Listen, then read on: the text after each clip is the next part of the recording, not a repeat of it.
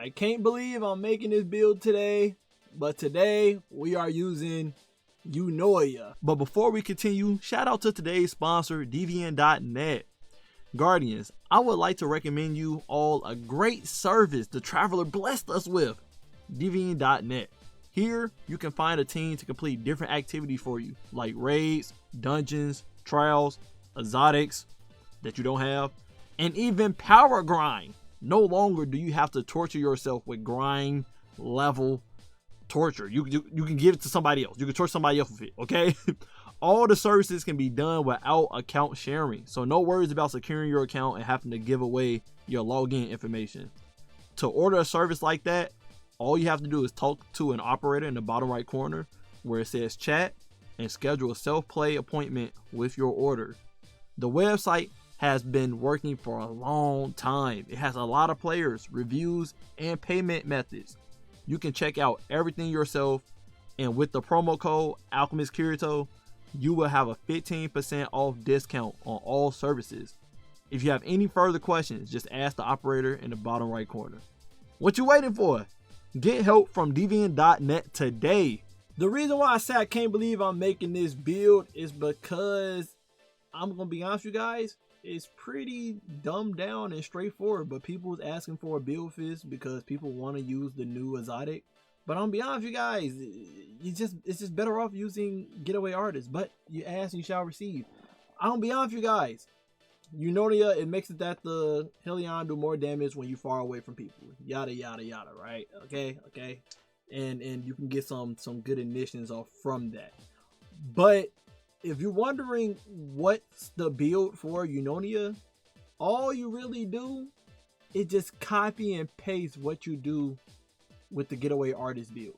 It's literally that simple. I'll go over it just in case someone doesn't know about the getaway artist build on warlocks, which is their meta build right now. But hey, I'll go over it. So there's multiple ways you can go about this build. First off, you want your grenade stat to be 200, okay? Because your turrets get buffed up by the grenade stat now, which is why warlocks are busted and their turrets and buddies whatever work with any mod and fragment and stuff that deals with grenades. So you want 200 grenade stat so that you can buff up your grenade damage by 60%, I believe, 65%. And the weapon I'm using in my build, again, you can go multiple ways with this. I'm going with Buried Bloodline because I don't have Feed the Void on in my build. So this what gives me my Devour. But if you using Feed the Void in your build, then you don't have to use Buried Bloodline. You can use a different weapon. But that's the key component I'm using in my build today. I'm rocking double special because the turrets kill people so much. You don't have to worry about running out of ammo. You're going to always have some special ammo on you because the turret going to kill most enemies for you. And then they'll make special ammo and stuff for you. So running Mint Retrograde and Buried Bloodline, and your heavy can be whatever you want it to be. Artifact, and my artifact, I'm running two important, well, no, that's a lot of important things here. So because I'm running Threatlings in my build, you want to run Threatling Proliferation to make it that your strand weapons make Threatlings, and strand debuff targets has a higher chance to make Threatlings when you kill them with the strand weapon. And that makes that Mint Retrograde is always making Threatling. My Mint Retrograde got Slice on it and Hatchling for this build purposely because I'm always spamming my class ability, so it debuffs them with Sever, and I make Threatlings every time I kill them with Hatchling on my Mint Retrograde, so they double dip with each other. Then I got on Pack Tactics to make it that my Threatlings do 30% more damage, and the damage keep going up as long as I keep Pack Tactics on the whole time. Then the other perk you want to make sure you have on, for me, I put on Colorado Darkness because I will be unraveling them and severing them. I'm unraveling them with Threaded Needle for warlocks. Arcane Needle. Yeah, Arcane Needle for warlocks. And that spreads unraveling, so then that makes it that the Hellion do 30% more damage to these enemies as long as they're not a boss, right? And then I also have on Shield Crush, so when I have Radiant or Amplified on, it makes my grenade do more damage, aka my Hellion do more damage, and my Threatlings in this build whenever I throw my Threatling grenade. The subclass stuff we're rocking is Song of Flame, best super for warlocks in the game. And whenever you pop Song of Flame, it lets you spam your class ability, so you can have uptime on Hellion infinitely.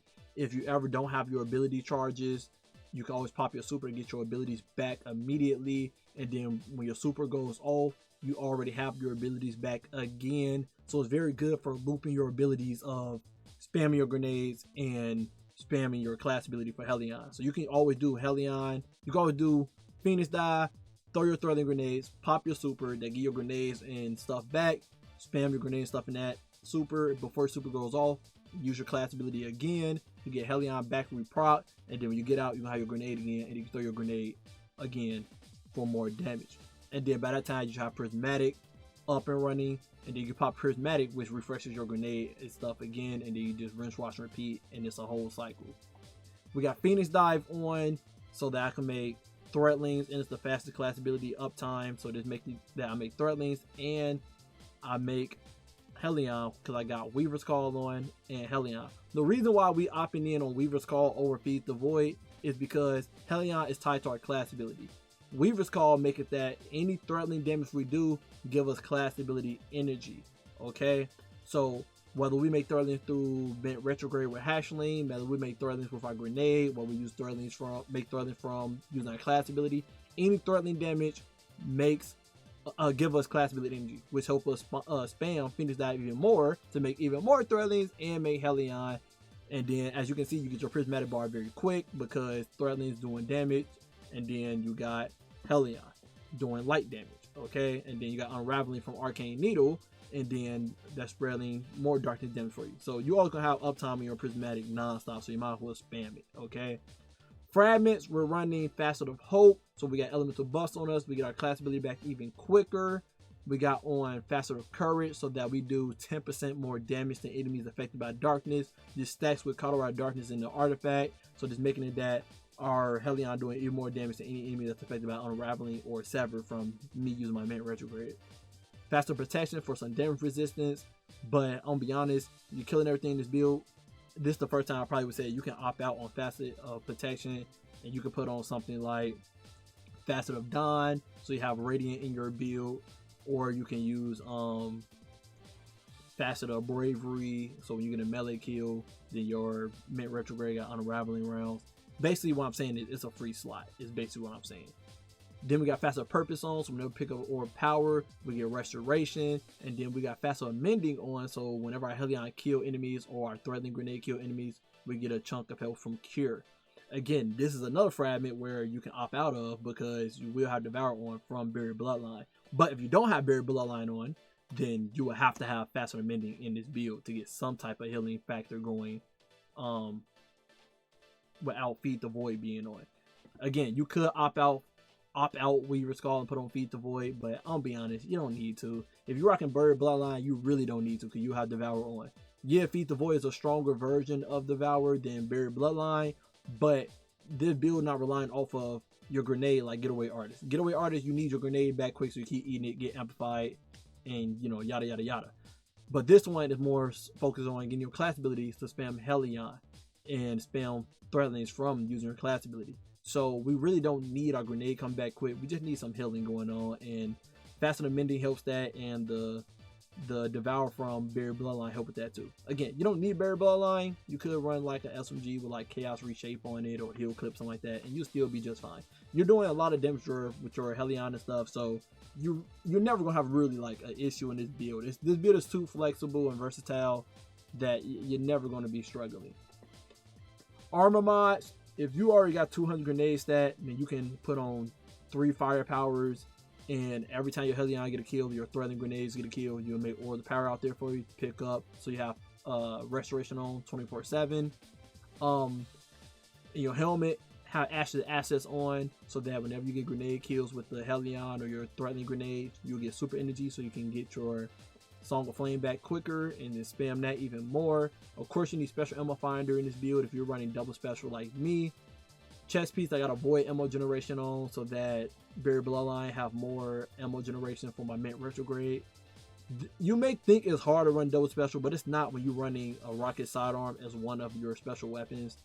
The rocket sidearm has so much ammo you basically just use that as your primary, basically, and Mint Retrograde is your DPSer.